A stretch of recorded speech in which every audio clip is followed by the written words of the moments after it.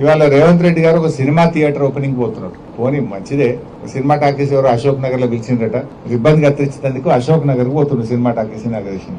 రేవంత్ రెడ్డి మరి పోతున్నావు అశోక్ నగర్ కానీ మరి ఎలక్షన్ల ముందు అదే అశోక్ నగర్ లో సెంట్రల్ లైబ్రరీకి పోయినావు, యాదుకుందా? నువ్వు రాహుల్ గాంధీ కలిసి అశోక్ నగర్ లో ఆ సినిమా టాకీస్ పక్కకే సెంట్రల్ లైబ్రరీ ఉంటది. అక్కడ మెట్ల మీద కూర్చొని బిడ్డ మాకు గవర్నమెంట్ వచ్చేటట్టు చేయి, మా గవర్నమెంట్ వస్తే కాంగ్రెస్ ప్రభుత్వం రాగానే 2 లక్షల ఉద్యోగాలు ఒకటే ఏడాది ఇస్తా అని మాట ఇచ్చేచ్చినావు. మరొక్కసారి పోయిరారా అందాక సినిమా టాకీస్ రిబ్బన్ కత్తిరించినాక ఒక్కసారి అశోక్ నగర్ సెంట్రల్ లైబ్రరీకి పోయిరారాదు? పోయి ఏం చేసినావో వాళ్ళకి ఇచ్చిన మాట ఏందో ఒక్కసారి మాట్లాడు.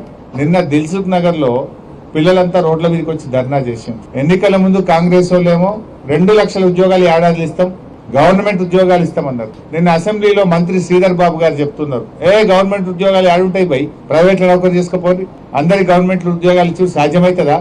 ఇది కాదు అని చేతులు ఎత్తేసాడు. బట్టి విక్రమార్క గారేమో జాబ్ క్యాలెండర్ పెట్టి జాబ్లెస్ క్యాలెండర్ చేసేసిండు దాన్ని. మరి ఇప్పుడు అశోక్ నగర్ కు రేవంత్ రెడ్డి గారు సినిమా టాకీస్ ఇనాగ్రేషన్ పోతే 1000 మంది పోలీసు వాళ్ళని పెట్టిరట.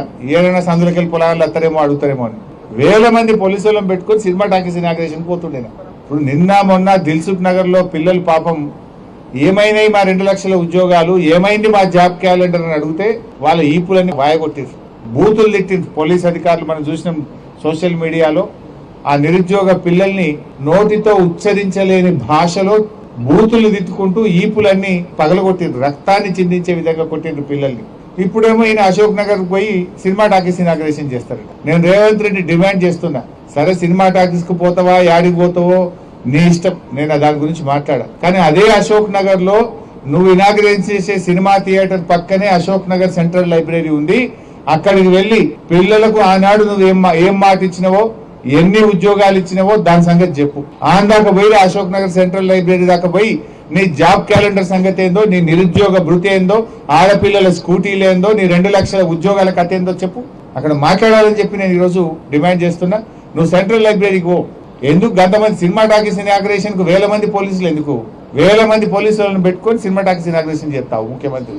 మరి ఎన్నికల ముందు అయితేనేమో ఆడికి పోతివి, ఇప్పుడు ఎన్నికలు అయిపోయినాక ఇక అశోక్ నగర్ సెంట్రల్ లైబ్రరీ యాదకొస్తలేదా? అదే సరూర్ నగర్ స్టేడియంలో ప్రియాంక గాంధీ గారిని తీసుకొచ్చి ఆనాడు యూత్ పాలసీ అని డిక్లేర్ చేసినావు కదా.